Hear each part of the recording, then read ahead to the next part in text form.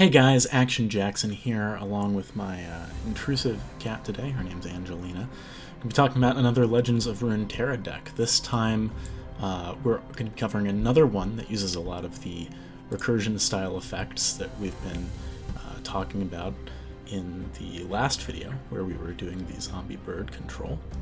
And this deck, I wouldn't say it is nearly as refined as the zombie bird control deck that I came up with, but I have found it to be very effective, irrespective of that fact. And I think there's a lot of room for the deck to be improved even further and actually become, a top-tier deck alongside that one. I've had some pretty good results with it, and let me let my cat out before she destroys everything. Okay, so now that she's untangled herself a little bit, let's actually take a look into the deck list for Light and Shadow, which is the name of this brew that I came up with. So, first thing that you'll notice here, this is a Shadow Isles Demacia deck. We are using the Lucian and Senna combination of cards. So, Lucian's a very interesting champion in that he requires you, generally speaking, assuming you want the most value out of him, to play his companion card, which is not a champion, even though Senna is becoming a champion in League of Legends, but is in fact a follower, I guess is the word that they use, not minion, in Legends of Runeterra. So what's interesting about these cards is that assuming that you can get both of them out, either one dying, unless they both die at the same time to like an avalanche, is going to end up flipping the other one. Now, which one you want to flip kind of depends on the situation. Senna technically does more damage because she goes up to 5 attack, whereas Lucian only goes up to 4. But it's not always that simple, because the thing is, Senna not being a champion, if you flip her, then every other copy of Senna does not flip. Whereas if you flip Lucian, well, then every subsequent Lucian that you play is flipped.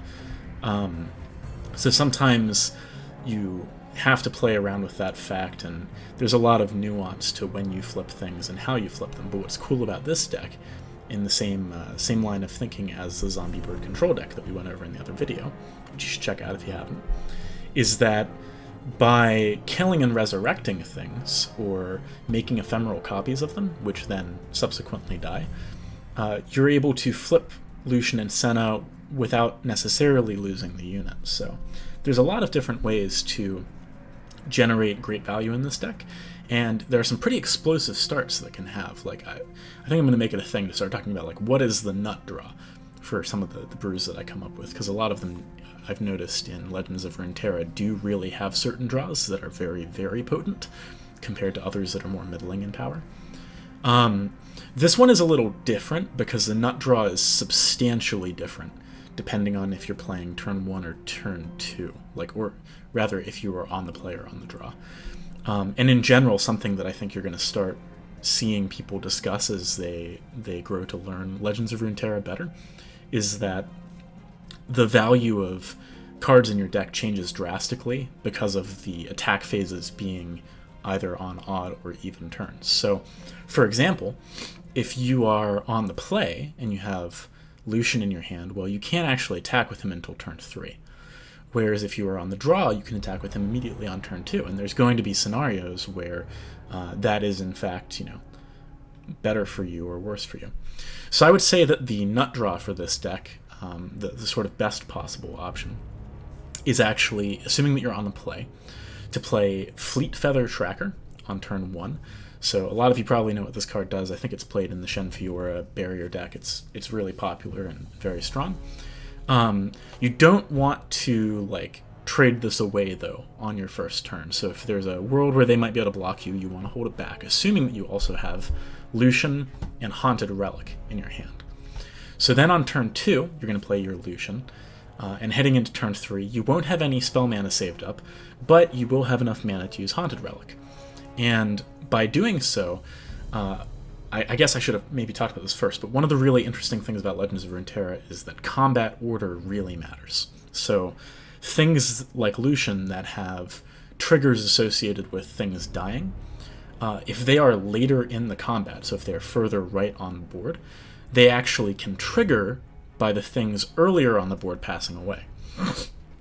So what this means is that you can attack with Fleet Feather Tracker, and you're kind of hoping that they have a minion on board here for this Nutstraw to really be the Nutstraw. Like maybe they've played, maybe it's an aggro deck and they've got some small minion or something like that. Then you're going to stack all 3 of your Haunted Relic Ephemeral Spirits, and then at the end you're going to put Lucian. And if the Fleet Feather Tracker, first thing that this does is it pulls a blocker away from Lucian, so that when he flips, he's actually going to get double strike. And secondly, it means that you have a unit dying in combat, and then 3 ephemeral units dying, so that the 4th unit dying flips Lucian, and in the process of him going to combat and attacking, he then flips and does double strike damage. So in some instances, especially if you have 1 mana left available, you could conceivably do, let's see, 3 plus 14. You could deal 17 damage on turn 3 with this combination. If you also have Fading Memories, then I think probably with another Fleet Feather Tracker you could get up to 19. I don't think you can quite OTK. You might be able to. Let me think. If you had Lucian, Fleet Feather Tracker, and Haunted Relic, and then you have 2 turns to draw Fading Memories, Mark of the Isles. So yeah, I think you'd be 1 card short. In theory, you could maybe draw another Mark of the Isles if you had 1 more turn. But yeah, that's obviously an insane amount of damage, regardless of whether or not it's an OTK, and it kind of sets you up to pretty easily be able to push through lethal later in the game. So, or maybe even just grasp them, right? So let's talk about the specifics of the deck and some of the cool interactions that exist within it before we move on to the gameplay. And unlike the last video that I came out with, I actually have a lot of gameplay. I think I have about 2 hours of gameplay. I can't remember off the top of my head. Let me have a look at my thing. 1.5 hours, basically. So my plan is actually just to do analysis on that whole 1.5 hours straight. It was just me playing the deck, although a slightly different version, which I'll get to in a second. Back to back to back. I think I played 9 games and lost 1, and the game that I lost I played pretty poorly, although I would say actually played pretty poorly in all the games, because this was recorded right after the very first version of this deck was created, and I didn't have the wherewithal to record more later. But yeah, talking about the specifics of the deck, I guess the first place to start would be to look at the champions. Now, a lot of people might assume that in a deck like this it would make sense to play Callista. Now, why would you assume that? Well, she, similarly to Lucian, triggers on allied things dying, and we have a lot of ways to make sure that that happens. So surely that's good, right? Well, kind of. You'll see her do okay in some of these games, because, as I mentioned, this is an older version of the deck, and I had that thought, and I did try it. The problem is, though, that she doesn't actually do much to win you the game. She just kind of is fine. I don't know. I actually think that Callista, at least in this deck, is just not particularly strong. Whereas the options that we have in fact gone for, Thresh and Hecarim, are much more useful. So Thresh especially is very strong for a large portion of the game, in that challenger units are great in this deck because you're really just trying to make space for your double strikers to hit in. You want Lucian or Senna to be hitting face, not blocked. And so between Fleet Feather Tracker and Thresh, you got 4 ways of controlling the combat and making sure that that goes your way. Additionally, if your Lucian actually needs to really die sometime in the middle of the game, you can rest assured that even if that happens, something like an Evolved Thresh later can continue to pull value out of your deck, maybe bring a Lucian, maybe bring a Hecarim, so it doesn't necessarily hurt you as badly if you have to make a tough choice in the middle of the game to level up a Senna, for example. So that's one thing to consider. There's also certain cases where you pull a Lucian out of your deck rather than playing the one in your hand, so that after combat you can actually use the Lucian spell card that you now have to get a second attack. Lots of stuff like that.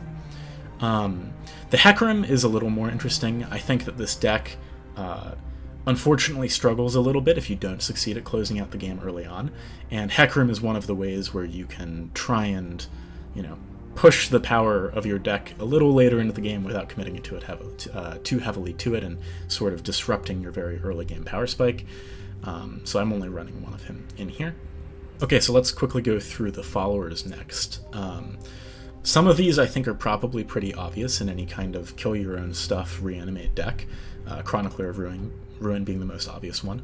Ravenous Butcher is really, really cool in this deck because by being a 0 cost, it's actually not just great as being a sack outlet, but it's also amazing because even if you're on the play or not, at a 0 mana cost, it can be used to push attacks when your deck spikes on either of your, like either odd or even turns, and still be very mana efficient. And that's actually kind of important.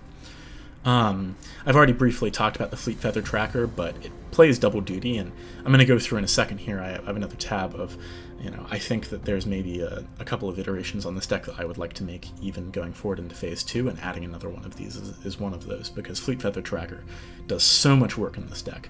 Clearing the way for double strikers and basically being a kamikaze unit means that it can allow for Lucien to flip. Cursed Keeper. This is great for a number of reasons. Firstly, it gives you value if it needs to die, rather than just dying sort of ineffectively. But additionally, it is 2 units in 1 card, and as such, it's very efficient fuel for your triggers, right? In theory, you could actually have 2 units die from this 1 card for the sake of a Lucien trigger, which is very strong. Senna is pretty self-explanatory, and obviously a core part of the deck.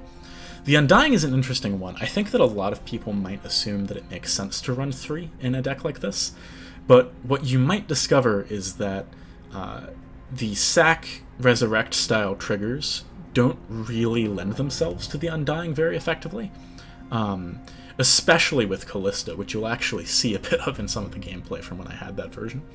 But the problem with it is that by resurrecting it, you actually duplicate the card, right? So you resurrect a 2/2, and then the following turn, the original one that you killed comes back with +1/+1.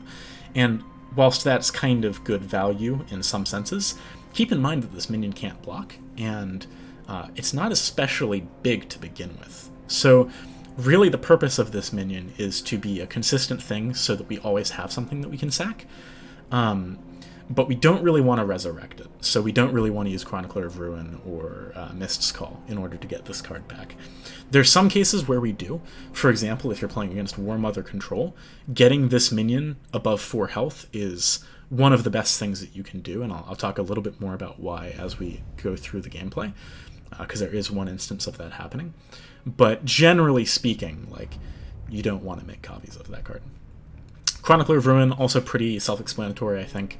This is a core piece of the deck, and it's the best resurrect effect that we have in this deck, mostly due to the fact that it will then bring back whatever it kills, and so you can use it on a leveled up Lucien to make sure that we, not on it, but whilst you have a leveled up Lucien on another unit to make sure that you get the attack token on an opponent's turn, or you can use it to ensure that even though you are triggering either Lucien or Senna, you're not losing a Lucien or Senna to do so. So very strong.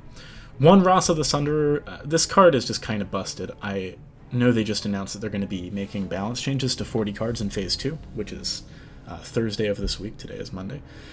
I anticipate that this is one of the cards that will be changed, alongside some of the other cards that are in the Resurrection Sacrifice package, because I think at the moment they're just a little too good.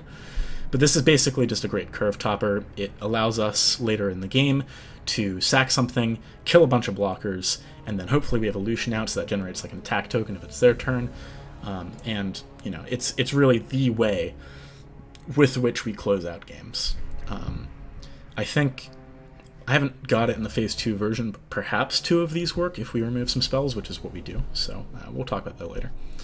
Moving on to the spell cards now. So Fading Memories. This is a card that I don't think many people have really done too much thinking about, and I can't blame them. It seems kind of innocuous at first glance, because like most followers, you don't really care to have an ephemeral copy of in most decks. But by being 0 mana, firstly, it's able to be played extremely early in the game, which means that on turn 3, for example, you could use this on a Senna whilst you have your Lucien out, and then because you haven't you could then play a Lucien, or Senna rather, the following turn if for whatever reason you need to do that. it basically just kind of gives you the tools to set up combo pieces. The problem is that if you need to play a follower on the same turn that you then need a Fading Memory's ephemeral copy of it, it doesn't really work. Like it's very much a forward-thinking card because it doesn't reduce the mana cost. So if you spend 3 on turn 3 to make Senna and then play this, you then can't play the other Senna until turn 4. But still, this does allow for some pretty cool combos. You can use it with things like Fleet Feather Trackers to give you more challenger options. It's great. Absorb Soul. I'll be honest, this is the first card that I cut whilst thinking about how I want to approach this deck again for the next phase. You don't really, like, if you are in a position where you need to drain 4 health from an ally unit in order to make progress, then probably you are, like, too far behind anyway. You know, you're a very aggressive deck. You don't really want to be playing a longer game where draining health matters. So you might as well play alternative options, and I think that this deck needs card draw, so another Glimpse Beyond is the change that I made. Mark of the Isles. This is a really, really cool card for a couple of reasons. Firstly, it can give you lethal just by, 3/3 on a double striker is actually 6 damage, and there's only a max pool of 20 health in this game, so that's very substantial.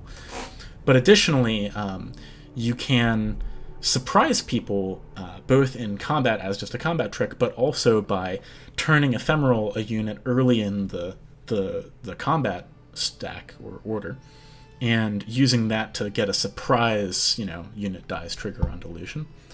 Or onto a Senna. Like, if you use this on a Lucian who's attacking early on in the fight, and the opponent's like, well, I gotta block the Lucian, he's already transformed or something, this lets you then transform the Senna and still get in with a double strike, and that can often lead to lethal. So, very, very cool card.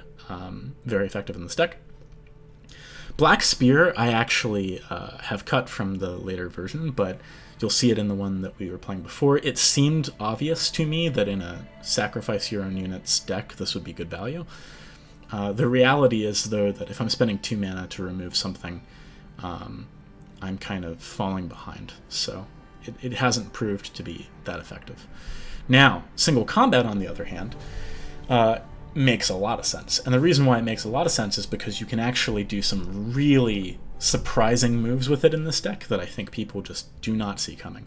For example, the Undying can't block, but it can single combat. And so as a result of that, you can bait people into thinking, okay, well, he's just got a Cursed Keeper and an Undying on the battlefield. There's no way that he's going to be able to block any of my stuff, right? Well, actually, we can take out some of your stuff, and if you decide to attack, maybe we flip a Lucian, and we get some good value there. So very, very strong card. Can be used in a multitude of scenarios to great effect, and I've increased the number in the later version. Haunted Relic, I mentioned this card when I was talking about the nuts. This card, I both wish that I could play 3 and don't wish that I could play 3. It's very, very good with Lucian and Hecarim, but at the same time it's very dirtily, and slow spells are just, they're slow spells. They are not as good as the other options when it comes to forcing your opponent's hand or surprising your opponent. So, yeah, I don't know. I don't think we can afford to play 3, but the effect that it has is so amazing for this deck for a lot of reasons. Even if it's just to force 3 damage while they have to block your Lucian, that is still 3 damage, and we do need to get that in.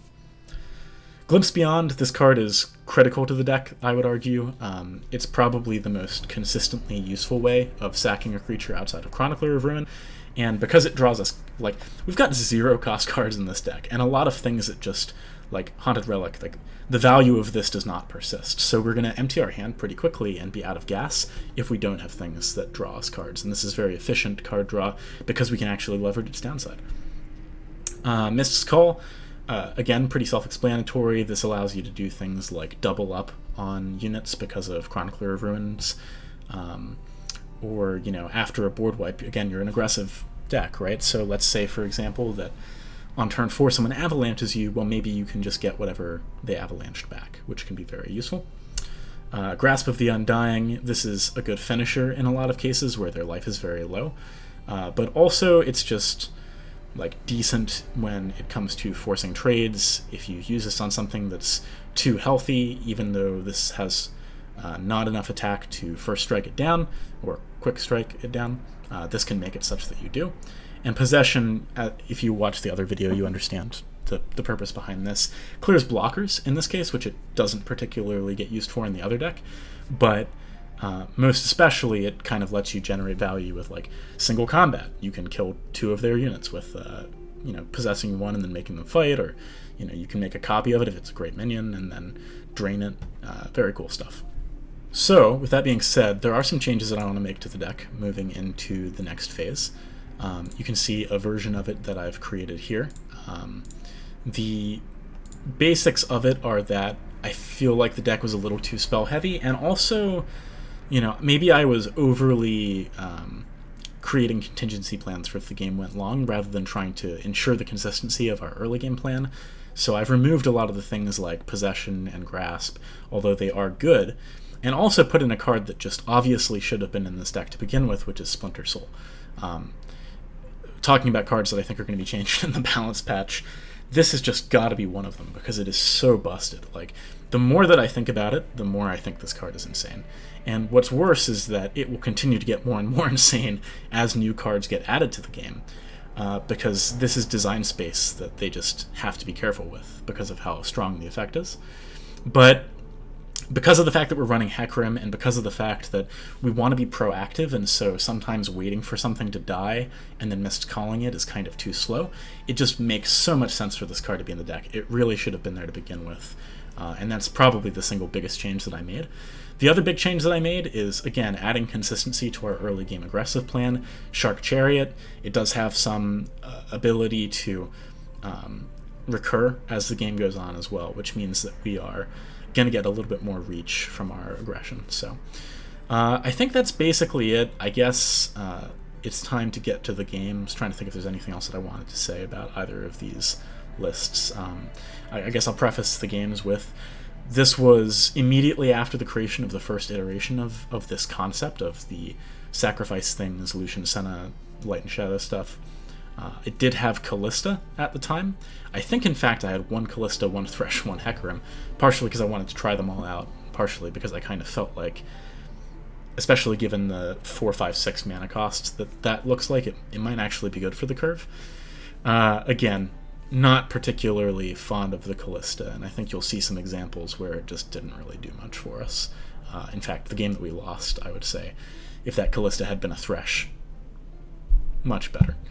But yeah, let's hop into the games for Light and Shadows. Okay, time to hop into the games. This is going to be a long analysis session for me. We do have a ton to get into, but first up, it looks like Freylord Shadow Isles. Okay, so opening hand, this is beginning to look solid. Unfortunately, we can't get immediate value necessarily out of the Lucian due to the nature of attacking on even turns or odd turns, and drawing a second doesn't really help us a tremendous amount. But we are in position to, over a slightly more middling length of game, put the pressure on for sure. Having 2 things that don't really work without other things in our hands is unfortunate, especially because you might assume that we are going up against a control deck here, and as such, we do want to move quickly. The Undying was a pretty solid draw, though, because this does allow for us to now, begin our sack outlet, and in fact, with the hand that we have, I would say this is probably one of the better draws that we could have had in the deck. One thing, as I mentioned, this is not a deck that I had the opportunity to test prior to these recordings. I had just come up with it and then launched into this. And so there's a number of fundamental misunderstandings I have about mechanics, in addition to big misplays. One of them happens this game, so I'll point it out once we get there. But you will notice that, arguably, it may have made sense to attack with the Undying there prior to going for this, because now they have a pretty good block on the 3-2, whereas their block on the Undying would have been arguably not great, and we likely could have pushed more damage. This does get a creature off of their board from a blocking perspective, but still, I don't necessarily think that was the best option. Now, in terms of blocking, this deck, especially this version that you're seeing played here, doesn't have a lot of good options because of the number of creatures that can't block. There's a number of things that we're trying to do in order to deal with that. So, for example, I mentioned the fight effect. I forget the name of it. What was it called? Single combat. But we do have the ability to sometimes make surprise blockers, so there's options. I don't dislike making another Undying here. Like, from what we can see, it looks like he's playing War Mother control. And actually, as a result, getting these Undyings, like a couple of them, up past 4 attack means that we can have persistent threats that She Who Wanders can't remove. Because an interesting thing about She Who Wanders is she obliterates rather than kills. And because of that, she actually can remove our Undying, which is quite challenging. Now here, I think I make a solid misplay. If I recall correctly, only 2 minions have died to this point. So firstly, I should have put Lucian on the far right because of the combat triggers. Secondly, because I can trade an Undying with that sentry using the single combat, had I actually used the Ravenous Butcher on one of my other units, I could have flipped Lucian this turn and possibly gotten some more damage. So some misplays there that I'm not too happy about, but it happens. And actually, you know, I think I remember the reason why I did this. I was thinking that after combat, we could get a kill on one of our units to flip it. Oh, I was one higher than I realized, too. So at least we do get the double strike damage in here. And you can see, like, that took him by surprise. He did not see that one coming.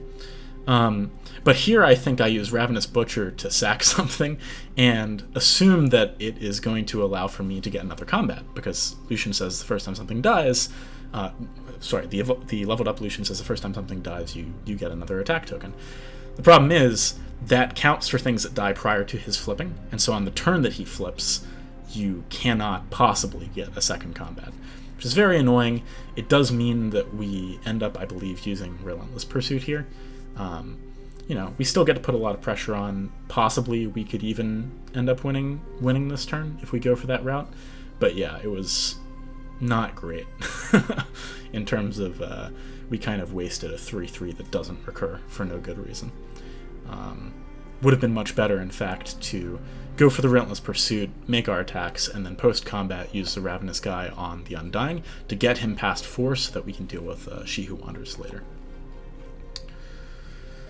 But yeah, you can certainly see in this game the speed of the deck is very, very high, even with a pretty bad hand. Like, our hand looked like it was going to be good to begin with, and then we just draw duplicate copies of all the things that need something first, and we didn't really get what we required, so not ideal.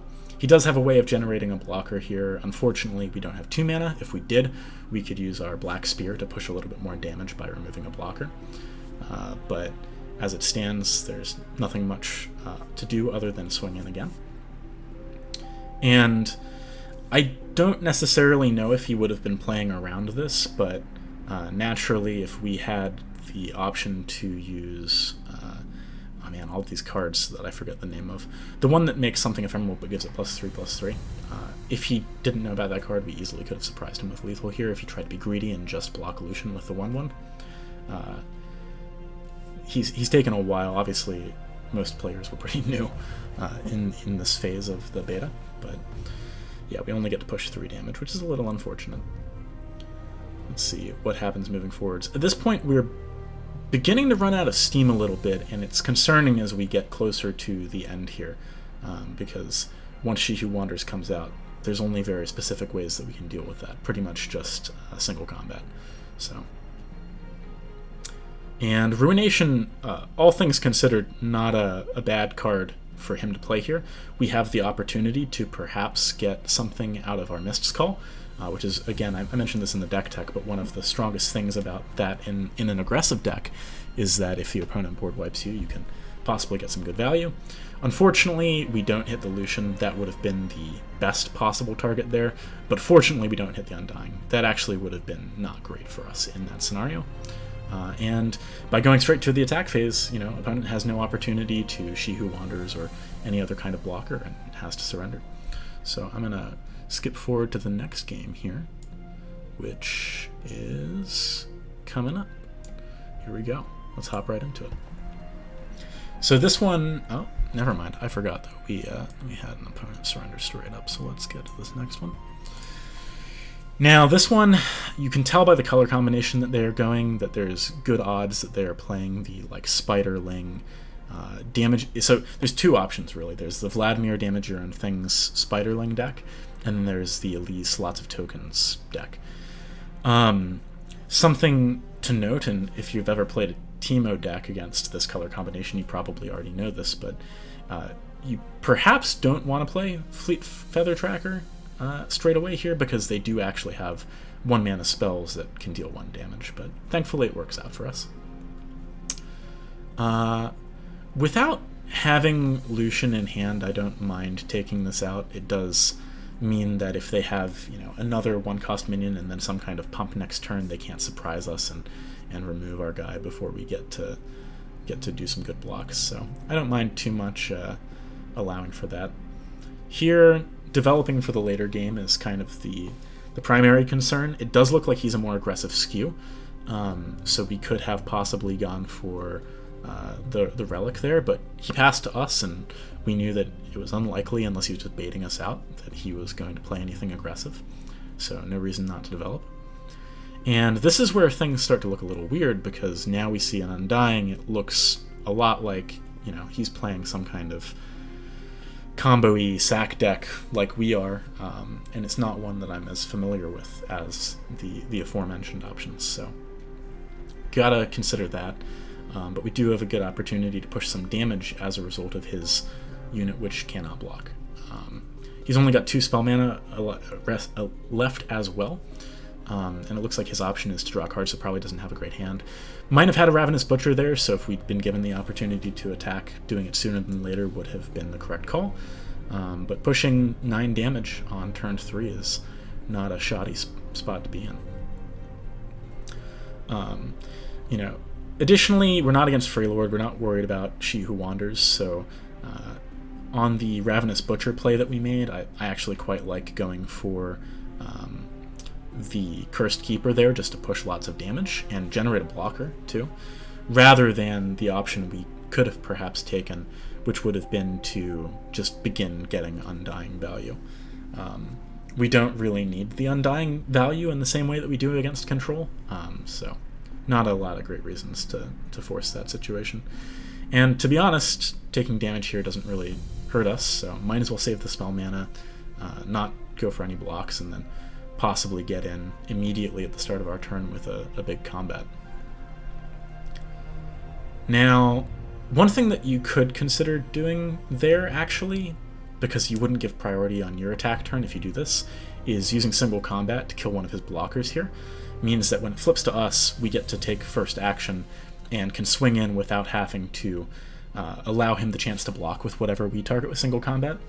So that's definitely an option that we could have gone with. I like single combat here on his 0/3, the reason being that it stops him from perhaps having burst or fast spells next turn that allow for him to gain value off of the trigger, now that he's summoned a bunch of other things. And again, this gives us priority such that we can attack in immediately if we want to.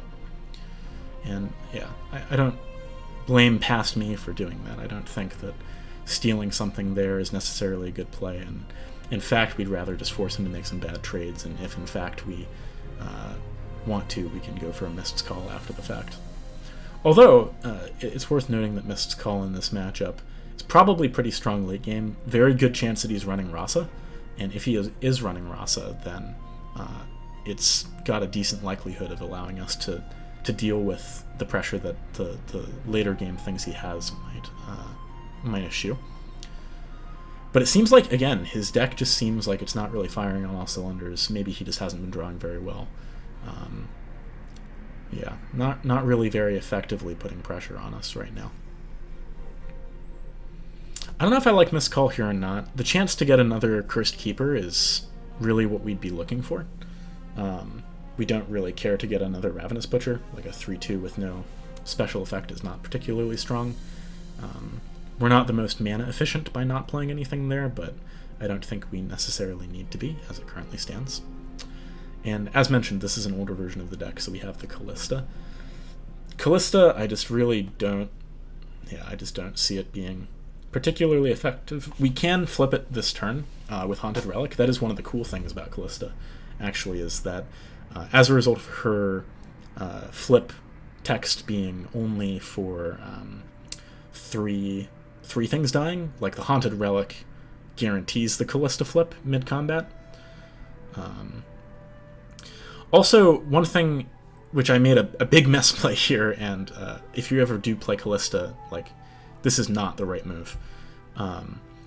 Going for Callista onto an Undying basically means that you will, at some point in that game, only have Callista and a bunch of the Undyings on your board.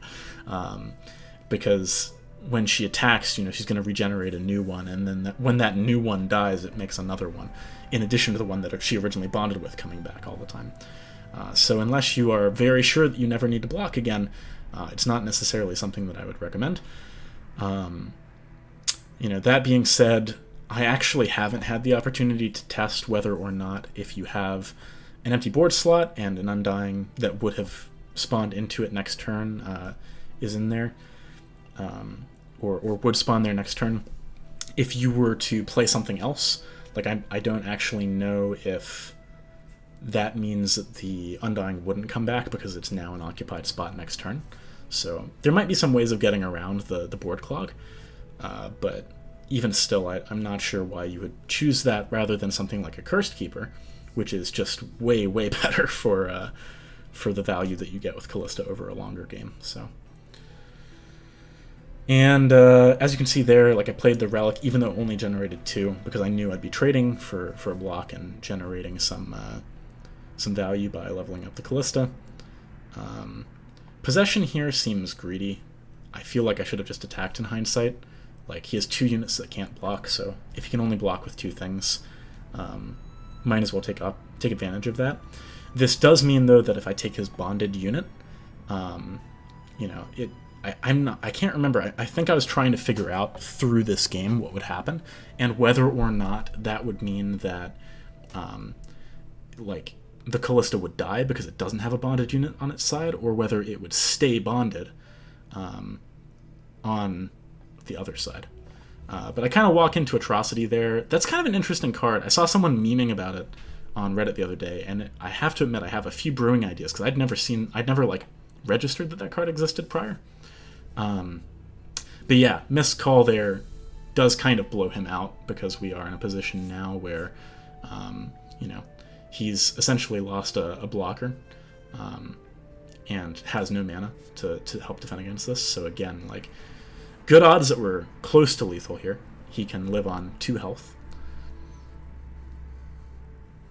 And notably, though, that Callista of mine, I think, came back without a bonded target, which, again, is another reason why I'm not fond of Callista. Like, she doesn't retain that information past that point, which means that here I believe both Callistas have to trade, because neither of them has a bonded unit out currently. Yeah, so even though she had a bonded target, resurrecting her did nothing but apply pressure. I think probably saving the Ravenous Busher here makes sense. Like, we can't attack with it this turn, and the value it generates isn't particularly useful. Absorb Soul, a pretty dead card here. Like, if that was a Glimpse Beyond, per my point in the deck tech, infinitely better. Just way, way, way stronger. The only thing that this would allow, again, it doesn't do this over Glimpse from Beyond, but the only reason we'd want a card like this at this point in a game, not this game, is because we were playing against a She Who Wanders deck, and we wanted to kill something before it had the opportunity to obliterate it. So like an Undying. But, yeah. Here it's kind of just gravy to use it.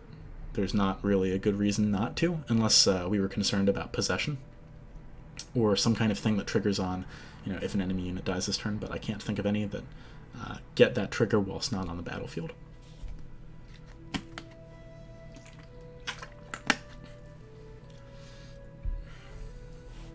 The opponent's deck was kind of nothing to write home about this game. He does have a lot of card advantage over us, but even still, I don't Actually, by the way, should definitely have not used the Gain 4 there, because we could have developed another body with the 3/2, using it on the Undying, and then him having a chance to do something, we could have attacked next turn with 3 more power, whereas now if we want to get that 3 power on the board, we have to give him the opportunity to respond. So that was actually kind of a big misplay, because we'd be attacking with 3 unblockable units next turn versus just 2, without him having a chance to respond had we gone for the Ravenous Butcher version. But yeah, his deck doesn't really seem to be really doing all that much. It seems very slow. It's one of the problems that I have with Callista anyway. Like, obviously, I think it's kind of apparent when you look at Callista that she is a very value-centric card. That's where she gets her benefit. Like, perhaps even bonding to one of those. I forget the name of it. But the card that gives you death triggers, like, that would have been way better. And sorely missing the 3 damage here. If he has any kind of, like, Grasp of the Undying, he now lives where he otherwise wouldn't. So that was a pretty big misplay. But we might be able to get through here. We'll have to see. He can't Black Spear until he sacks something, so for him to be able to do that, he would need to have some kind of sacrifice effect, and he in fact doesn't. He'd take home the game. So it was an interesting game. It really kind of fizzled out, though, as we moved on. I don't think that his deck was very strong, but maybe there was some kind of gimmick that I just didn't get a chance to see. So let's head into our next game. Okay, so this one, against the same color combination as us. I did not see anyone actually playing this deck, although I posted the Zombie Birds thing, and a couple of people mentioned that they had played it or seen people playing it, so it's, no one has any new ideas, right? Just because I didn't see anyone playing it doesn't mean that anyone hasn't created something like this. But yeah, there's not a lot of things that I'd be too worried about with playing the Fleetfoot Tracker early. I like developing the damage. And here, just swinging straight away, like, the cost of not getting 1 more damage might mean that I don't have a blocker to deal with here, so I would much rather attack straight away and guarantee it. And as you can see, like, had I waited to attack, I would have got 1 in instead of 2, because I certainly wouldn't have used the Fleetfoot here. And that was a pretty, like, calculated move. I certainly assumed that he would play something that would mess me up. Now, this deck is an interesting one, and it's also quite annoying that he's playing the Prodigy there, or Challenger. I forget. I think it's Laurent Prodigy. Because it does mean that he can get rid of our Challenger, which is a card that we certainly would have liked to save for later. But they can be as aggressive as us, but not quite as explosively aggressive as us. So the fact that we are on the draw here is unfortunate. Like, we would have much rather gone more aggressive, and this was a huge misplay, in my opinion. Like, going for that duplication and creating the ephemeral version, like, okay, best case I push 2 more damage here. But, like, he's playing an aggressive deck that we actually want to be able to block things this game. Like, it doesn't make a ton of sense to go for another Undying. I regret that decision, looking back at this game. Also, if I was going to go this direction, why not use it on the 1/1 that has a death trigger that's a little more immediately impactful? Not to mention the fact that playing that Ephemeral Follower immediately means I no longer have the gas in hand for a Lucian later. So I would say, holistically, that was a bad play. But there you go. So, blocks here on his end. Like, this is probably good for us if he blocks a bunch of our stuff. So, smart of him not to. Like, with us having all of these units that cannot block, if we can remove his things when he's the one applying pressure, then we'd be happy doing so. But yeah, it's not going to happen. And he gets transformed at least as a result. We do, thankfully, though, have kind of a tricky maneuver that we can make here, where even though all of those spiders have Challenger and will, most assuredly pull away our 4/4 such that we can't try and trade with the Elise, we can use single combat here to make a blocker out of our not a blocker, which is quite a nice thing to do. We're definitely not feeling great this game, but On the plus side, this is probably one of the rare instances where Absorb Soul actually doesn't feel totally terrible, because he is being very aggressive and we are on the back foot, and as such, growing one of our Undyings whilst gaining some life back is not a terrible thing to do. Although there's a question as to whether or not we should be utilizing it now versus playing 2 Cursed Keepers. I think probably the Cursed Keepers are better because we can save Possession plus Absorb Soul as hopefully kind of a haymaker in the later stages of the game. But worst case, we can just use that Absorb Soul on an Undying later, because they're going to be around for good. I suppose, maybe there was some kind of effect that he may have had there in order to keep alive that Elise, but I would kind of doubt it in this list. Like, the spells that the Spiderling Demacia Shadow Owls deck play are primarily removal, not really like the, let's make barriers or stuff like that. So let's see what we go for here. There's a world where I thought to race him and decided to Absorb Soul, but I definitely think Curse Keeper, and with the distance from being in the hot seat, is the stronger option. Black Spears, not a big deal. We don't mind too much about that. All right, I'm glad I went with the Curse Keeper.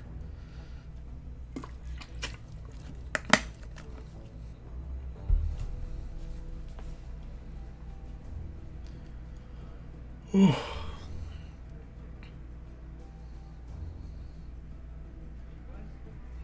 Tracker is not useful or bad. In hindsight, again, I think perhaps not playing it and just swinging immediately would have been quite a bit better. Because here, if he wants to, he can obviously play some kind of a blocker, and that would be like a bigger blocker. Like if he plays an Elise here, we really regret not just swinging.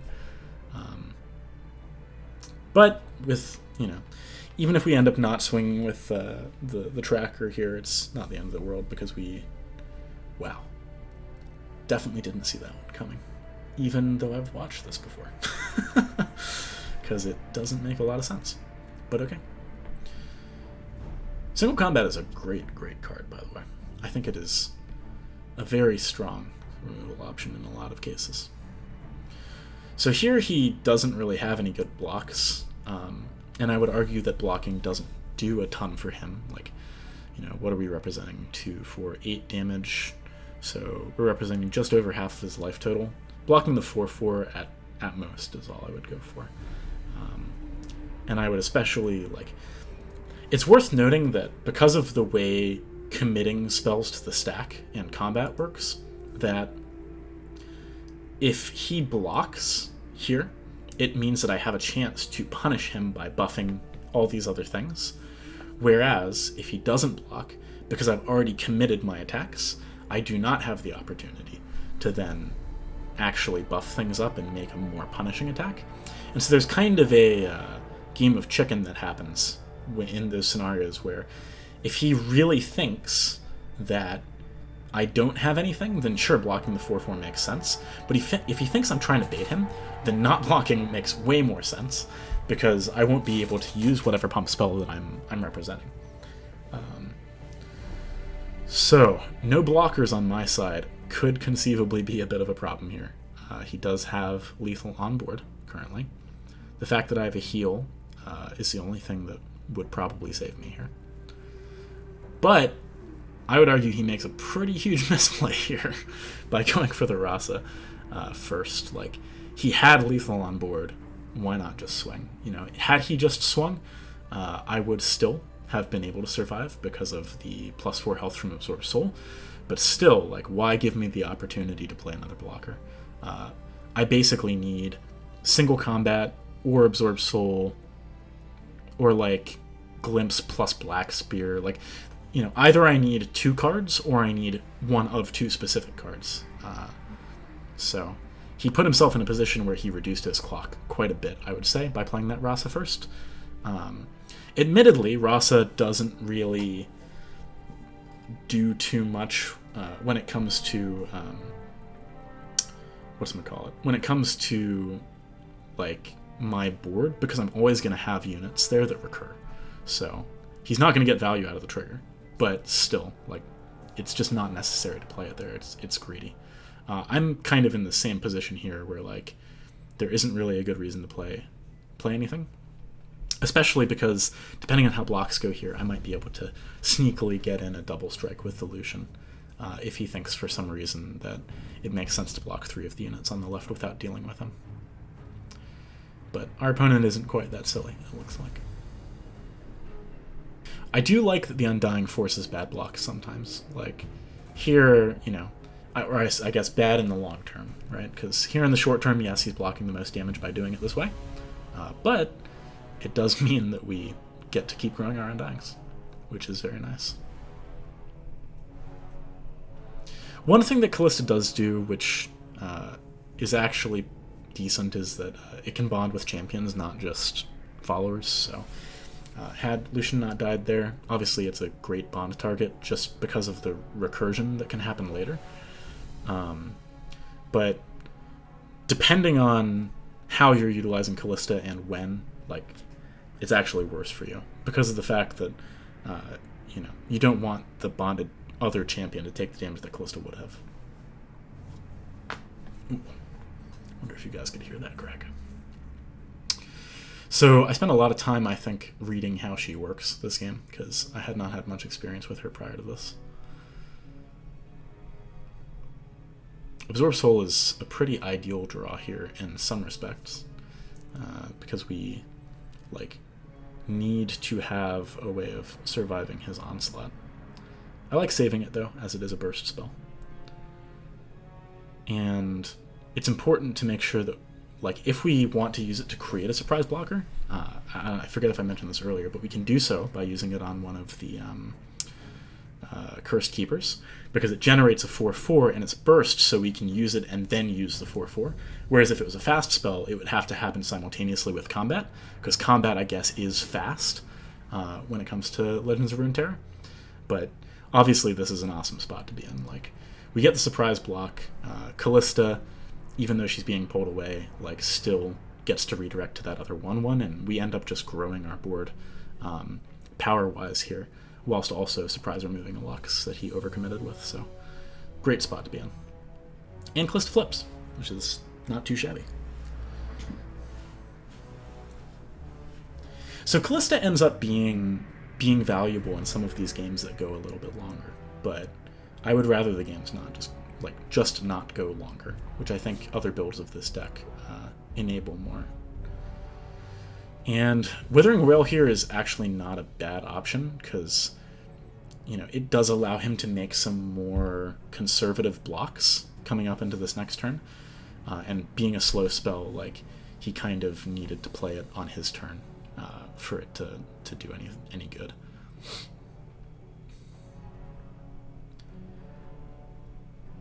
But yeah, like, had he wanted to keep any of these things alive this turn, he could have done so because of that Withering Wail. He could have blocked, you know, maybe 3 things or 2 things. Game certainly seems like somewhat of a foregone conclusion, though, at this point. Garen is annoying, but not very useful. And here, I don't remember if we do this or not, but yeah, so using it on the bigger of the Undyings is definitely the correct option.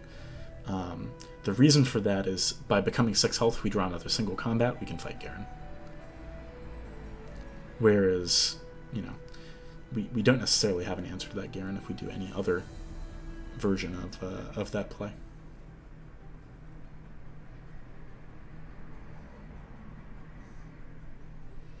So this doesn't particularly do any good for him.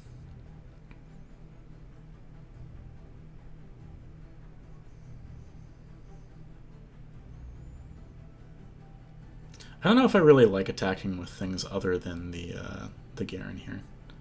It kind of just allows for us to remove more of his things, and it's more important that he has blockers than, like, we have attackers, if that makes sense.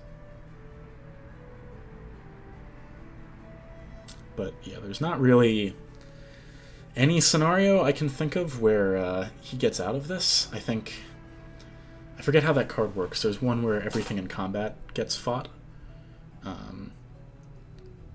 But yeah, I don't know. I can't see him really surviving.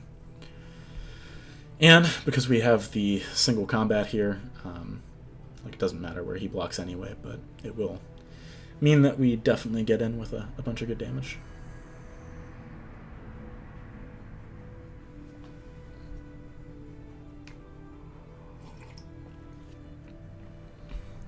Alright, so that was, let's see. What was that, game 3? Something like that. Got a good number more to go here. Let's hop on to the next one.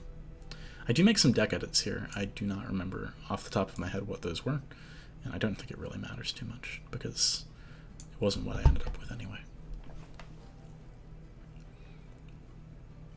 Lots of people playing Demacia Freylord and Demacia Shadow Isles, I noticed, although no one playing the Lucian and Senna package other than me, from what I could tell, or very few people playing it. Which surprised me a lot, because I think it's very strong. This opening hand, not especially great, but let's see.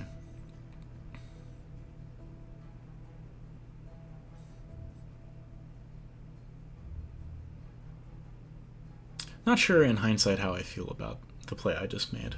It does force some good damage early, but I don't know if that's necessary. So when I see that barrier card, I'm immediately thinking this is like a Fiora deck of some kind, but obviously it isn't the Shen Fiora deck.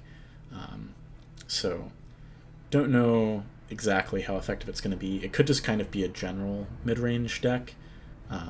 There were a decent number of people trying out mid-range decks that were basically just, you know, like the guy that gives everything in your deck +1/+1, and then some buff cards. And a lot of people were trying out the card that creates a 4 Demacia in your hand, the thing that anthems your entire board. I'm not fond of that deck particularly. It seems just too slow when things like this exist. I guess, you know, whilst we're waiting for the opponent to do anything so we can really talk about it, because most of our plays are kind of just forced plays. By the way, I like playing Lucian here prior to combat because it means that we have the opportunity to swing in, and if other things die, he starts to get those stacks. So even though it's not as fast and we don't force, let's see, 6, 10, 13 damage here, like, I'm okay with that. What's he going to do on 3 mana with 3 spell mana? Probably not a lot. Even if he does something like Avalanche there, we really don't care. Yeah, one of the other decks that I came up with, which I have some footage of on my Twitch stream, or Twitch VODs, but didn't actually record to my machine, can't make YouTube videos with. And probably, I know I said the Anivia deck was my favorite brew. I don't know, it's kind of a tie between that one and this other deck. But a Lucian, Senna, and Teemo deck. So Demacia, Shadow Isles, or sorry, Demacia, Poto Vernzon. And then it's basically, it's like an aggressive deck with an alternate win condition in the form of the Teemo. And I think in terms of win percentage, that was my most effective deck, actually. And I've refined it the most over the course of the beta. So expect to see something with that coming later. Now here, the fact that I get to use Ephemeral on his unit, like, it would have been great if this was an attack turn for me. He'd be super dead. But yeah, him spending all that mana on like one big thing, not great against possession. I don't know. I haven't decided whether I would want to remove the possession from this list or not. You know, I showed some of my thoughts for where I could possibly take this deck, but I just, like, some of the stuff you can do with possession is very good at pushing through, and because it's only 5 mana, arguably it is a good curve topper, kind of like Rasa, to force through damage at the end of your aggressive game. Okay, skipping forward to the next game here.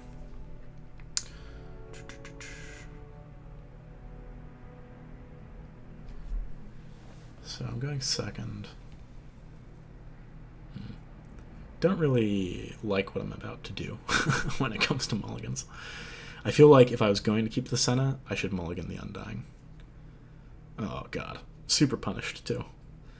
Like, as an aggressive deck, if you draw if you draw all odd cards and you're not on the play, it's just, oh god, so punished.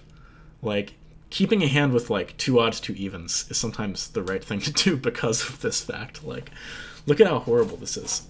We're meant to have hit him for at least 2, if not 3, by the time we'd get to turn 3. And we just do not accomplish anything early in this game. Horrible. Super, super bad. Didn't even have a 3-mana spell. They're all creatures, too. As an interesting thought experiment, I think, people talk about adding sideboards to games like this sometimes. I really think it would be an awful idea to add one to Legends of Runeterra. The reason being the dynamic of being on the play versus not having such an impact on what cards are good in your deck.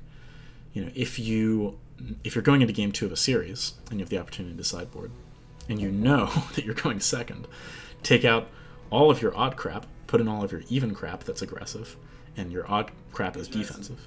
All right, let me start back up. My roommate's making dinner, which is great. So here, I actually go for the trade. Now, kind of a weird decision, I know, but given the fact that we have so many like heavy 3-drops in our deck, I know that we're going to be really slow out of the gates, and we might as well block him there because, to be honest, like, we kind of just need to slow him down. Killing the Challenger too, like, that same thing would have happened on his next attack phase had we played a Senna anyway, because the Challenger's just going to hook in the Senna. So we might as well go for that there. And this looks like the Shenfiora deck, which is cool because I was hoping that I'd get the chance to talk over some of the more meta decks. Obviously, we've played a lot of things that are kind of fringe or unproven, would be the generous way of putting it. But yeah, I think this deck is a little less tuned against something like the Shenfiora deck than the Anivia one is, that I mentioned in my other video. However, it is still pretty good. Like, the fact that you have a lot of recurring minions that grow bigger here means that in terms of playing around Fiora, you can do so pretty effectively over a long enough game and with smart uses of your sacrifice effects and the Undying. But against just taking too much damage, like if you're spending all of your time playing around the Fiora win condition, that can mean you're not playing around the fact that he's just developing a good mid-range board, and that's a little scary sometimes. So I'm definitely of the opinion that this deck is like closer to an even matchup against that. I think that the version that I showed later, which has more threshes in it, for example, is better. Because on our aggressive turns, we can kind of call out his units and try and make stuff happen. So him going for this fight effect is kind of strange to me. It is obviously going to hit the Undying, which arguably is just nothing but upside for me. Like, we don't really care if that dies. And this coming turn, we're going to be in a position... In fact, yeah, this coming turn we'll be in a position if we draw a sack effect to flip our Callista too. So, not a bad spot to be in, but I would definitely say that we are, like, pretty equal to our opponent with where we are right now. We really want to draw a Lucian in this game. Like, we're likely to get decent value out of him. If we put Callista on the far left of a combat here, we can sneakily flip her to get the ephemeral. But I don't believe that means that her companion resurrects. I wish I could remember for sure. Because the thing is, if her companion resurrects in that scenario, it basically allows for us to... surprise block and then have the damage redirect from the Callista. I don't think that's the case, though. And this is an instance where using the burst spell immediately, I think is actually the right call, because we kind of, like, we want him to block certain ways, and I think this incentivizes that. Like, if we didn't use that, for example, perhaps he just doesn't block, and that's not a good situation for us because, like I mentioned earlier, it's kind of a game of chicken. We would have only done, let's see, 4, 8, 9, 12, 16. Whereas by playing that, we represented lethal and forced him to do something.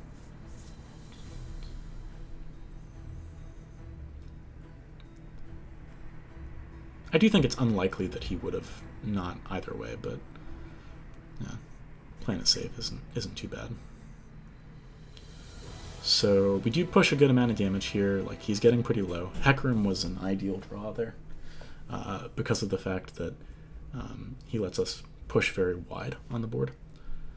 But yeah, it's not a lot of time for him to draw things to save himself. Most of the effects that are good for him here are things like Riposte that allow him to trade up into the Hecarim. Fading Memories is an interesting card. If we draw a Lucian at some point, placing that on the Senna might make sense. But here, you know, yeah, here just basically developing the Senna and using a Fading Memories on it is probably the line that I would ideally like to take.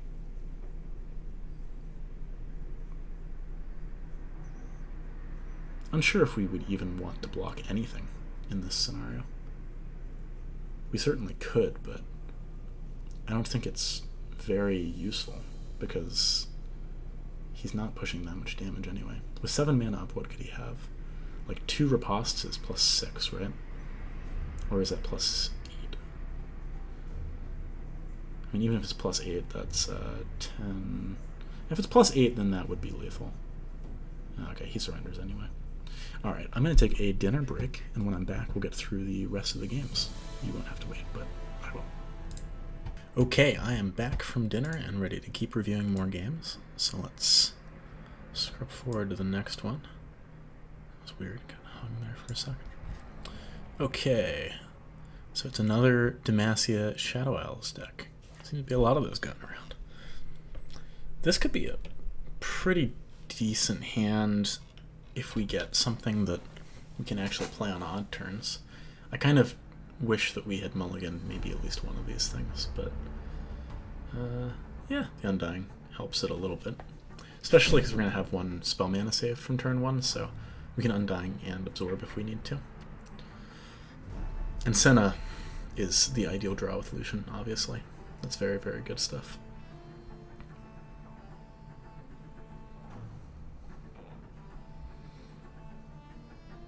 So what's cool here is because we're going to have priority on turn 3 and he's spent mana as well, we have the opportunity to play Senna before he does anything, which means that, like, no matter what, like, one of these 2 things can trigger.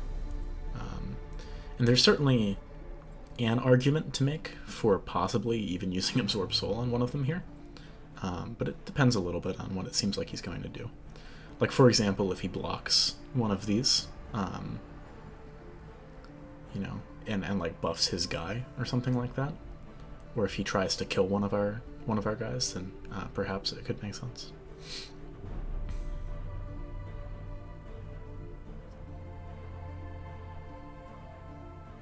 So it looks like he is going to go for a block. I mean, we do a lot. We do 10 damage here if we go for an Absorb Soul on the Lucian.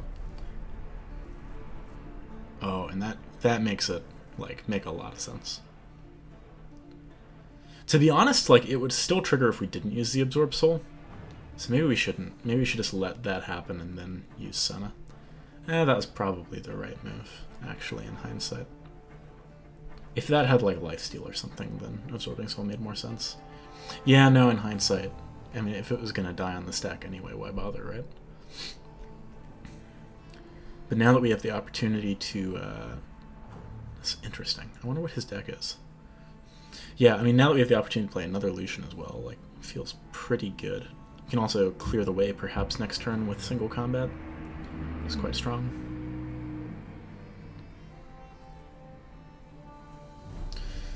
There's a world where perhaps next turn we play Senna prior to combat, too.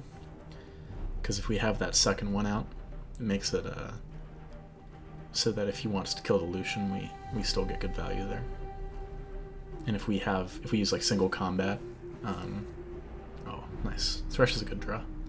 I'm not sure though if I agree with playing it this turn in hindsight, because had we played Senna, we'd have 2 mana left for single combat. We could use the trick.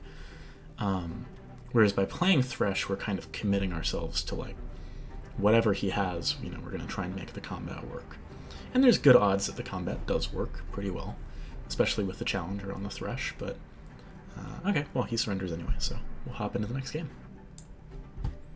Okay, how is this hand? Probably want to get rid of the Thresh, to be honest. I would maybe keep the Mark of the Owls in hindsight, which is like the one thing I didn't do.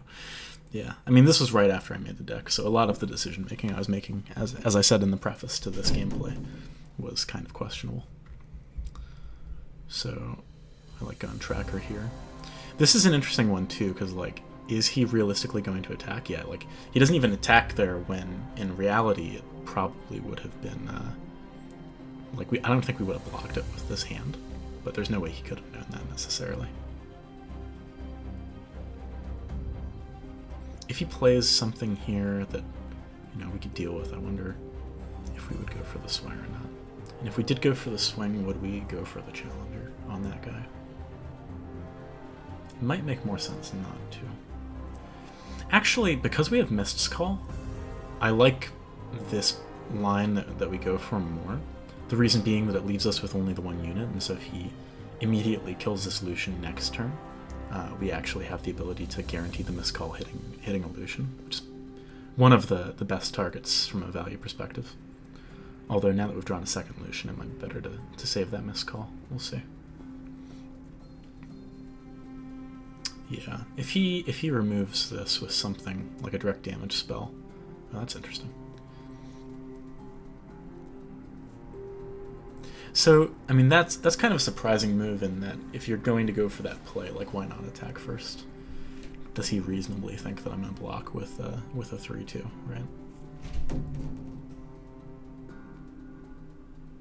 Man, we're not drawing a lot of follow creatures here. This is actually a pretty good example of why I want to make some of the changes that I talked about in the deck tech, where, you know, we have a lot of a lot of spells in this version of the deck especially, and like those black spears are good, but I'm not sure they're good enough.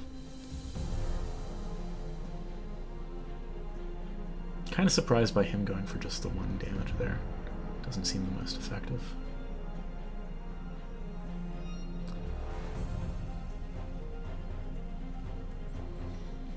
Yeah, it's a tough call as to whether or not we should have gone for like a Relentless Pursuit there or something just to be mana efficient. I have to assume that he's a pretty aggressive deck that's just kind of stuttered at getting out of the gate.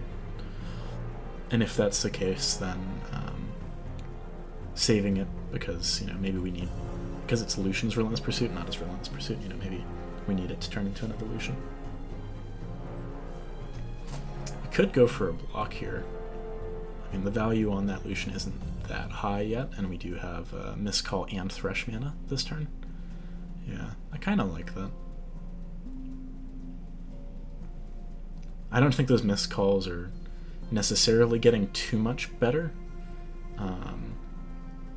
Again, like, the read that I would make here is that he's playing a pretty aggressive deck, and if that is the case, then... Oh, and in fact, it ends up going quite well, where we would have, you know, just taken 2 more and still lost solution either way, so... Yeah. And with Mist Call here, like, we get pretty good value. We got the block in, as well as him using, like, a board clearing life-gaining spell like that to just gain 1 life and kill 1 thing that comes back is very poor value on his end.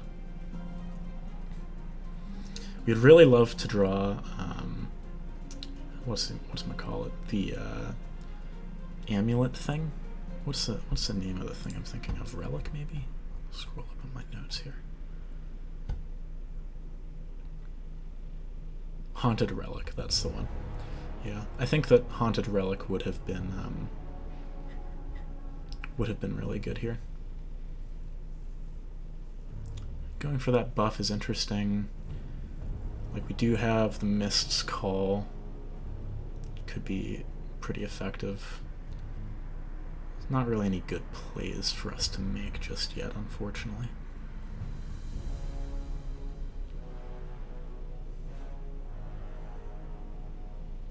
If he has like another ping and goes for the solution, then we should probably draw with Glimpse Beyond. because we are getting to the point where we kind of need fuel, and if this Lucian dies, we actually end up having another one in hand. So it's not too big a detriment to us. It is worth noting that as much as possible, you want to wait to get the sacrifice effects until after things flip, because if you're forced to do it beforehand, the counter resets. So with Thresh, for example, resurrecting him after that combat doesn't resurrect him with, 2 out of 3 units dead on it. It resurrects it with a blank slate, basically.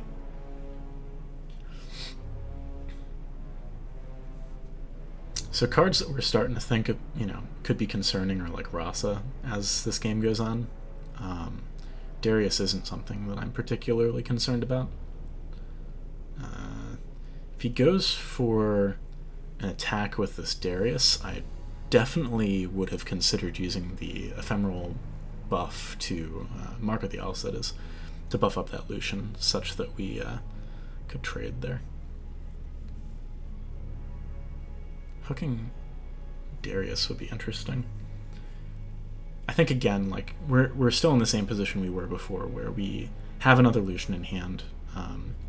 So if we can force some kind of a surprising trade with the ephemeral, I'm happy with that. Now, interestingly, if he commits like a spell like this here, he's now committed his we could have, for example, buffed that Lucian there after spells are played, and he wouldn't have had a chance to respond. Wouldn't have really accomplished very much in this game, but it is cool to note that that's an option. Killing a damaged unit.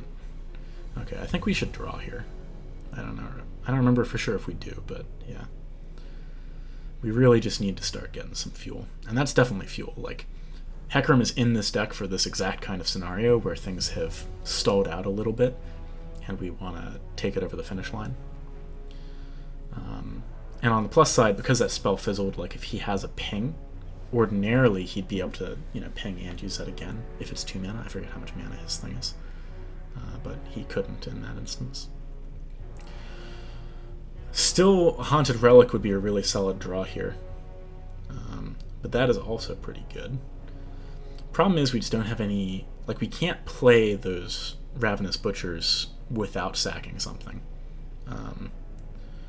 So there's not a lot of opportunities for us to fuel that Rasa unless he just removes something straight off the bat.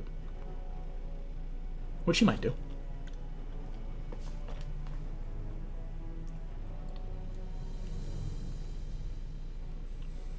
Going for the 1 damage here is interesting.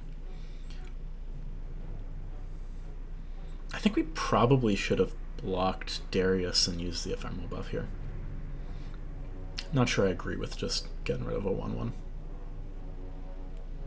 I guess it doesn't really matter either way. Oh, actually, you know what? This is better card economy, because now we can just Rasa straight away. That does make sense. Past me was more on the ball than current me in this instance. Now, because this is a skill, I think they call it, he could have responded there by summoning a Spiderling, and in that instance it would have been bad. So we kind of took a risk. I'm not sure how many he'd used, and thankfully this spell he's about to play is a slow spell, so he wouldn't have had the opportunity to use it.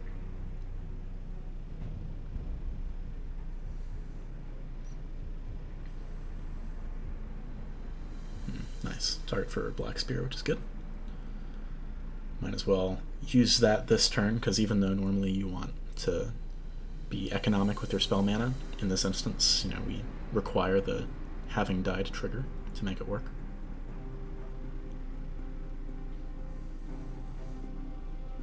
Possession is pretty good here. Yeah, in hindsight, I definitely think it's a tough call whether to block that Darius and use the buff or not. Arguably, we could have just saved the Rasa for the future, so we didn't necessarily have to burn Rasa there, too. And if he had something that generated a token, we would have been in a much better position had we blocked with the Lucian and used Mark of the Isles. So that was actually a pretty big misplay, I think. But now the Hecarim engine is pretty fully online, and he's burned through a lot of things that could mess with it, to be honest with you.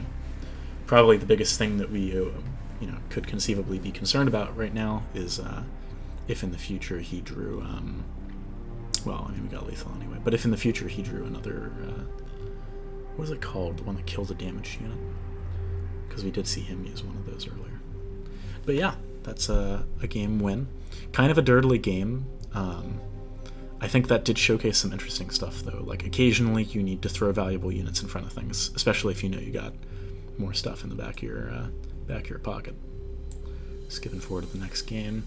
Oh, I think my notes say that this is one where they concede, which is frustrating, because this is, like, close to the nuts in terms of a hand. I think we draw Lucian, yeah.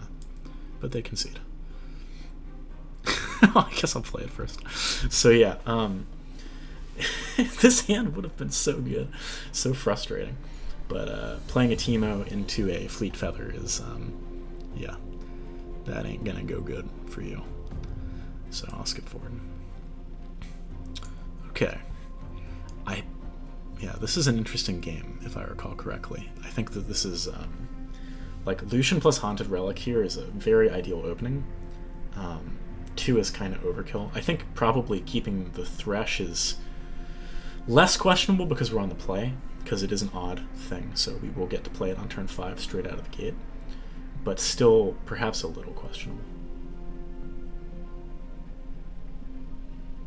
So this could be the first instance of us playing a similar deck.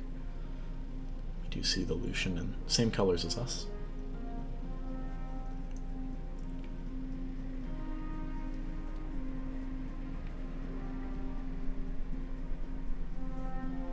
Things like the Black Spear are certainly a lot better against decks like a Lucian deck.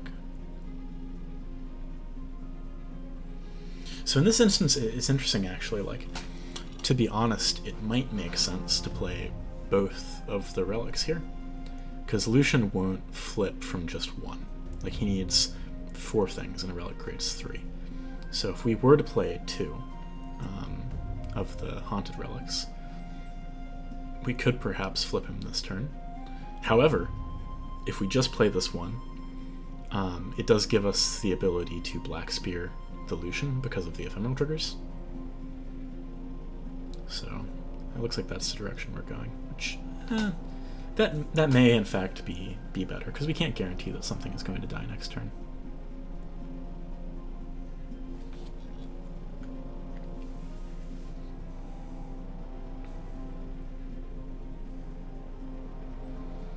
We can also Haunted Relic just as blockers next turn if we want to, and still flip him, so it's a good position to be in. I don't think it would be smart, but one thing we could have considered is using Black Spear on the 3/2 here, just because the Haunted Relic minions could perhaps kill the Lucian next turn. Leaves us open to some tricks that he might have, so I think we took the smarter and safer line, but it wouldn't have mattered anyway. He had another one in hand. But by them playing that does give us the window of opportunity to play Haunted Relic here and flip. And even if they try and remove our Lucian pre-combat here, we can use Absorb Soul, or just Absorb Soul, in order to make sure that we flip the Lucian, which is very cool. And then we get a favorable trade here as well, unless he has some kind of a buff, which is a nice spot to be in. I don't know why I'd be thinking about using Absorb Soul here, so good thing that we didn't do it. Yeah, I mean, this is about as punishing as it can get in terms of bad attacks that he could have made. And having the Lucian flip this early, very, very good stuff. We're about to pass over to our turn where we can play the Thresh too and really start applying pressure. Because we can, assuming he doesn't play something, we hook in the Ravenous Butcher and the other 2 creatures can't block unless he has tricks. But in the instance where he does play another blocker, like, okay, so he goes for the Grasp.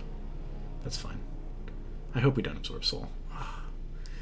We made that mistake a number of times in this gameplay, where we just kind of wasted a card that could have been an enabler in the future. I'm not really sure why we would have done that.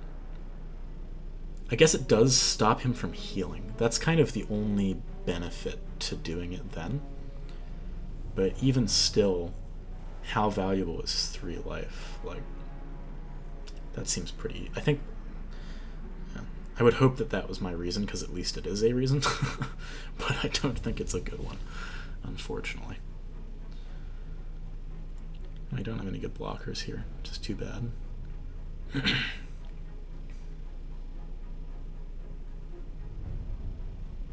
To be honest, we are somewhat on... We should have... Oh, I didn't expect him to attack with that. We should have probably blocked there. I mean, I don't think there's great odds that he has a pump spell. We haven't seen anything that really indicates that he is running that kind of stuff. I don't know. I don't mind being safe, but I think we probably could have afforded to block there. Possession could be a good card as we move forward here. Well, if he didn't have a pump spell last turn, then hopefully he doesn't again this turn.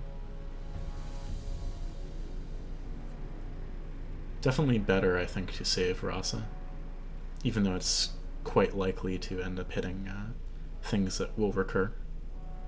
I'd rather recur his things on our terms than his. And you can see, you know, the trick that we talked about earlier, and I think have used at times, working quite nicely there. Notably, though, that means that if he had Mark of the Isles, he just put himself in a position where he can't use it to kill the Thresh. I wonder if he had that card or not. He would have needed to take the 3 damage, which seems like a fair trade to kill a Thresh, if he wanted that, because of Thresh's passive to gain health every time something dies.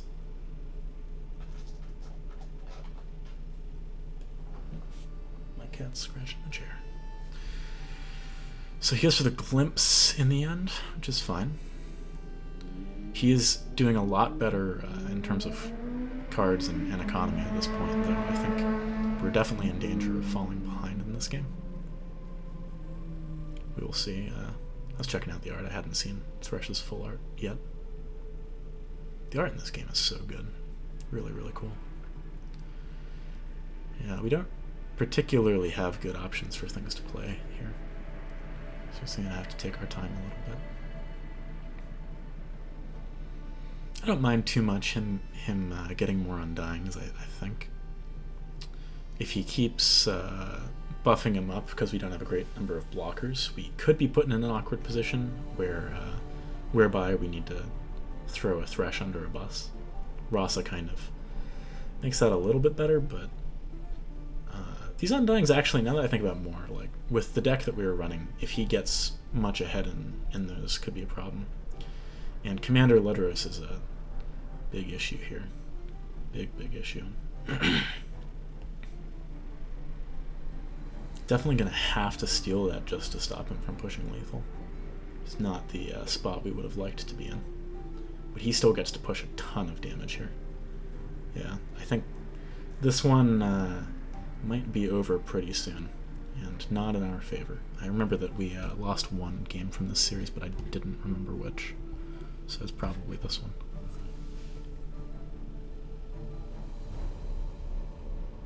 Yeah, we had a solid opening. It just did not go our way as we moved forwards. I think not having good blocker options this game was a big problem for us. And yeah, they took us out. Okay, well, let's skip forward to the next one. It's not a flawless series of games here. Okay.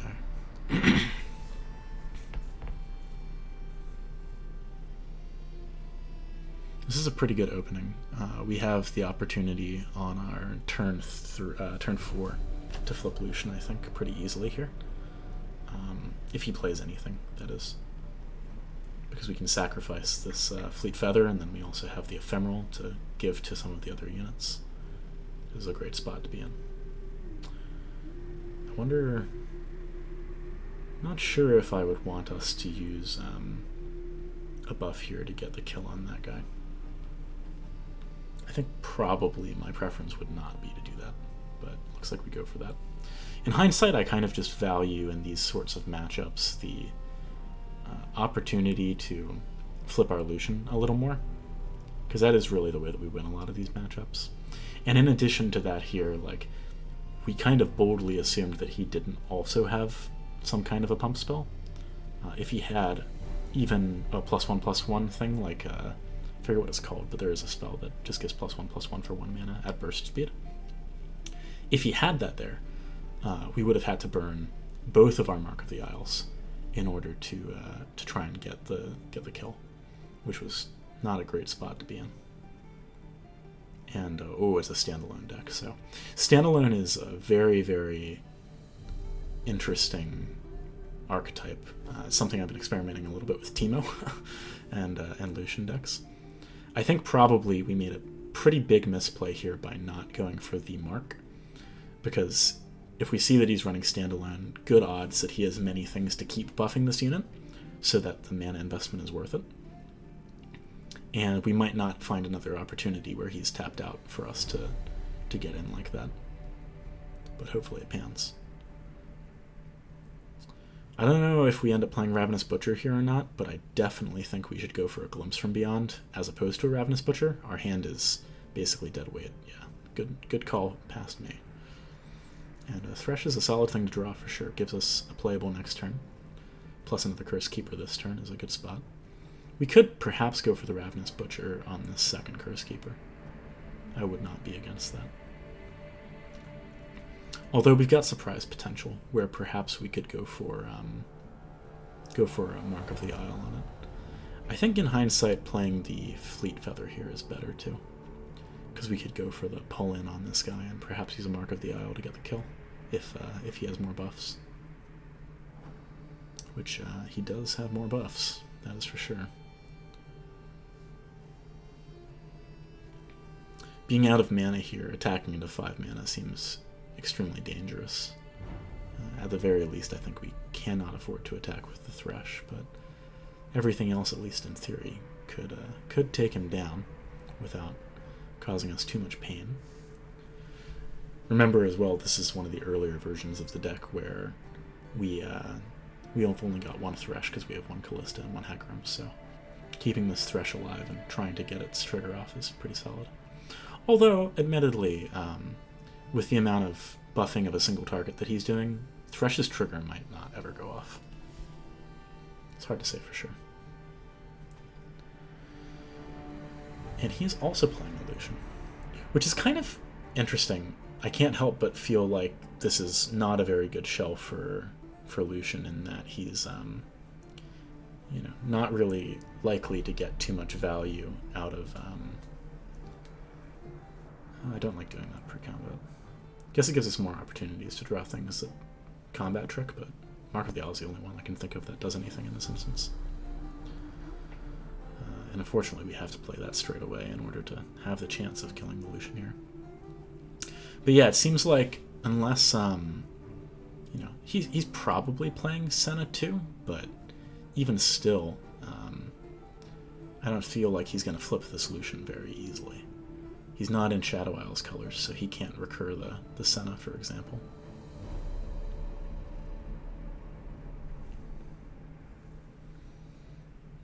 My cat doesn't want me to be making videos right now.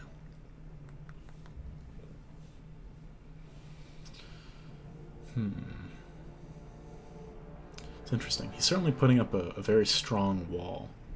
I wonder if this is perhaps in service of something like a She Who Wanders, which, with all these units buffed above 4 attack that he's getting, realistically, there's good odds that he could basically just control the board with them and then get them out of She Who Wanders range. In hindsight, I think playing Thresh, or rather attacking with everything here, was the right call, because we could have used Challenger from Thresh onto Lucian, and then from Fleet Feather onto that thing, and pushed 7-9 damage. But we did get the last card out of his hand. Past a certain point he is going to run out of steam, and that point is coming very, very soon. Oh god. Angelina, calm down. I don't know. Throwing Senna in here seems unnecessary to me. I don't think we need to do that. But it's not the end of the world if we do. The thing that I guess we're worried about here is some kind of pump spell, But could he pump by, you know, like 8 damage or 7 damage, whatever it is he needs to get lethal? I don't think so. But yeah, if we're trying to just chump and we know that, then certainly blocking the 6 makes more sense. Because he doesn't have a Senna on field, he can't surprise us with a double strike there. I think here probably, you know, going for the Chronicler on the Cursed Keeper. Oh, that's interesting. Going for the Chronicler on the Cursed Keeper, especially with the bonus attack, is going to be really punishing. He can't actually use that attack token now. Because beforehand we only had the 1 blocker, but now we're in a good spot. To be honest, even... Yeah, I'm not sure what he was really planning to do there, because we would have happily either just eaten up the Lucian when he had no more cards in hand, and taken 6 because he had no cards in hand. Or perhaps, I suppose, we could have been in a position to sacrifice the Thresh just to kill the bigger thing. But with the last breath, we probably wouldn't have done that. So now, yeah, I mean, he's totally out of steam, and really didn't apply that much pressure considering how many cards he played this game. Can't help but feeling like that deck was a little misguided. Alright, a couple more games left here. So, let's see, this hand is not too bad. We don't really have any payoff, though, and we kind of... I think probably, you know, if I was doing this again, Mole Black Spear, Mole Single Combat. Really need to find a Lucian or some kind of payoff, but didn't know that at the time. Angelina. Let's see if he lets us get in for 2 here. Oh, big misplay on his side. Had we attacked, he could have bursted that in for a block. Yeah, would have gotten us, but you know, obviously we're not going to swing in for no gain. So, that was a pretty big misplay, to be honest with you. Now, the question is, what deck is he when you see something like that? I mean, I guess he could be one of the aggressive ones with the Jinx and that kind of thing, but I don't know what decks would use that card. Maybe you guys, if you've seen a deck that really utilizes that effectively, let me know in the comments, but I haven't seen many instances of that. I guess Miracles, maybe? Like the Karma Heimerdinger deck. The builds that I played in the beta did not utilize that, but perhaps there is a version that does.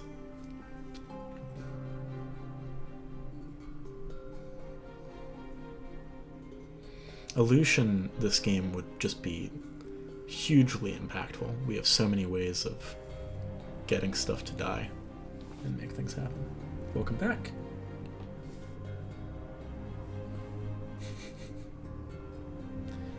If he attacks here, I think... I don't know if we'd block or not. To be honest, taking 1 damage is fine with me if it meant that we would be able to keep the Fleet Feather alive for later triggers. So, yeah. I'm glad we didn't go for the block there. I'd be surprised if he could really punish us for that 1 damage that we led through. And there is pretty much the perfect draw, although maybe we should have waited 1 turn. Because by playing it now, we don't have any kind of protection for it. We might have been able to manufacture a situation next turn where we could have things die enough that it stayed alive. Not sure.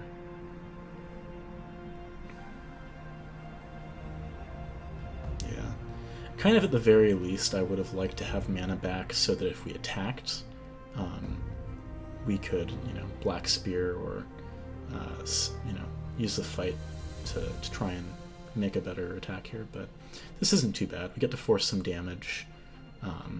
It's unlikely that he's going to block the 1/1, so probably we're pushing 4 here, keeping up in health totals. And next turn we can do a surprise block where we use the fight effect on our Cursed Keeper and his 1/1 to generate a blocker. In fact, we can do that alongside a Black Spear next turn to deal the remaining 3 on this 2/5. Or if we go Haunted Relic, we can block his entire attack and then flip the Lucian, which is pretty solid.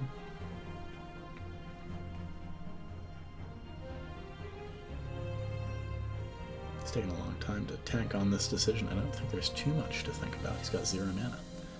Not sure what he might be parsing through here. Perhaps just trying to figure out why we might be sacrificing our 2-1 in that way. But, you know, we are an aggressive deck. There's going to be times where that's the smartest move for us to make. And okay, if we can get a Senna out here before he has a chance to do anything, we protect ourselves very effectively. And it looks like we are going to. Oh, he had a burst spell, actually. Okay. So, unfortunately, unable to get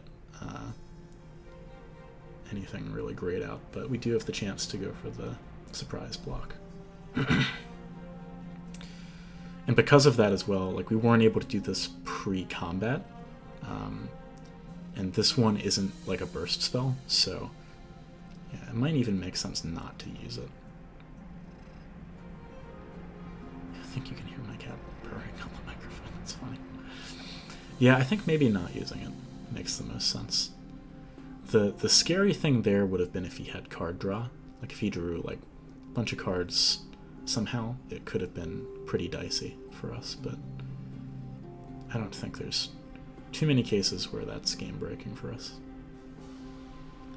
And then, yeah, I think we should still play Senna to protect ourselves here from removal against one of the two of them. If he has, but is for some reason keeping a Mystic Shot, would have been definitely good to have that out. But yeah, now that we're in the position that we're in, being on a fresh turn with a flipped Lucian is a scary, scary situation, because we have the opportunity to force the second combat phase here. Now, if he has a Thermogenic Beam to use on the Lucian here, that's probably his best play. We're still not in a terrible position as a result of it, but it does stop us from getting 2 attack phases. With 2 attack phases here, there's not a lot of ways that we don't just crush him. Nightmare scenario is if he has Mystic or True Shot Barrage here. That would be catastrophically bad, because he can do 3 to Lucian and 2 to Senna. I'm pretty sure, even though the 3 happens first, that they happen simultaneously and kind of stop us from being able to get the second attack trigger on the Lucian. And then in terms of combat order here, I think we should have thought about this a little bit more. I think probably we wanted Senna far, far right. If you have one of the 2 of them flipped, normally you want that flipped guy to be on the furthest left so that the other one can flip if they remove your main flipped guy.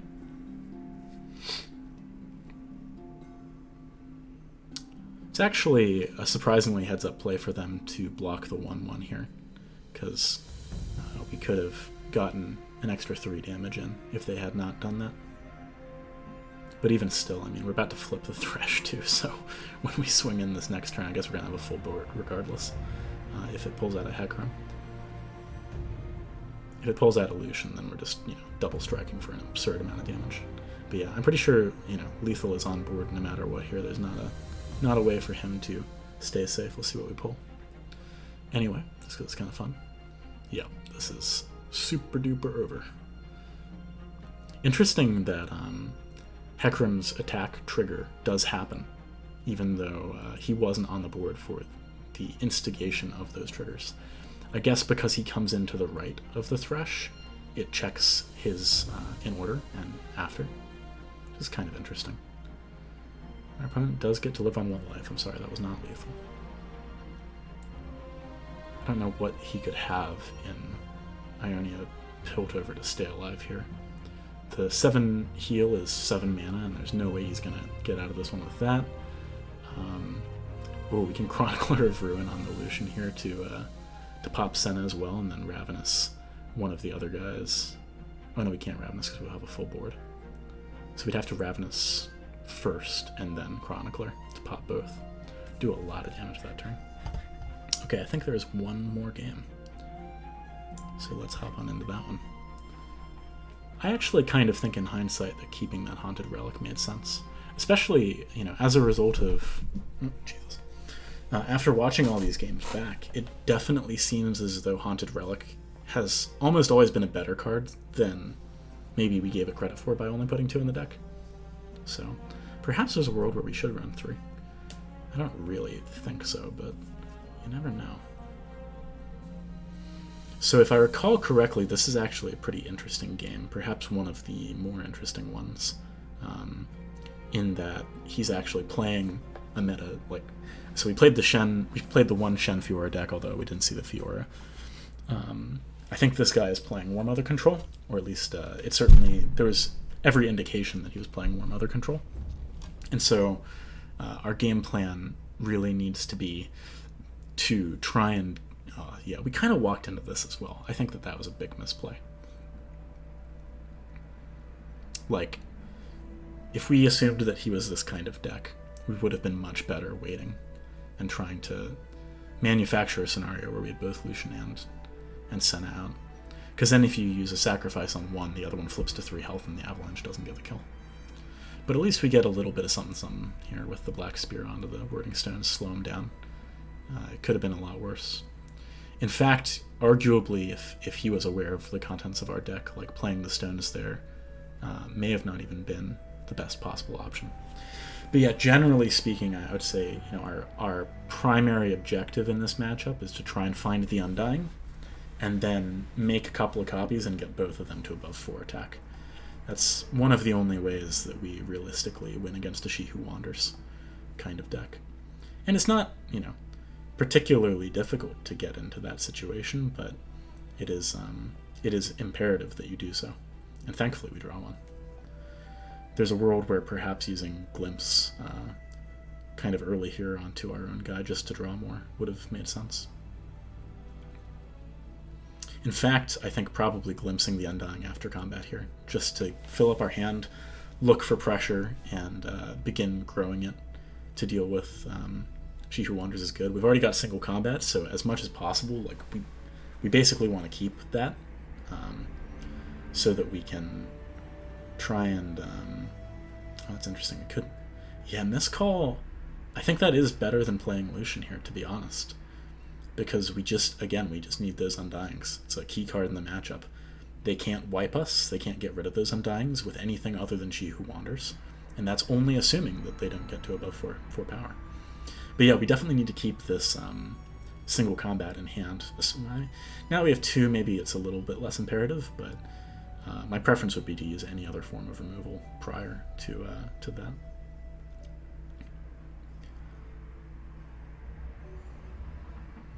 Yeah, I guess I like going for this here.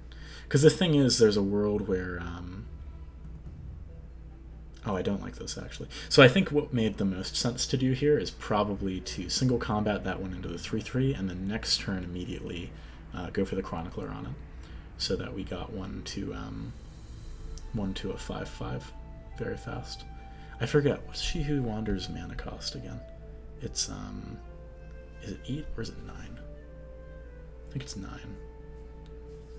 So I guess we have one more turn here, but we do need to get it out.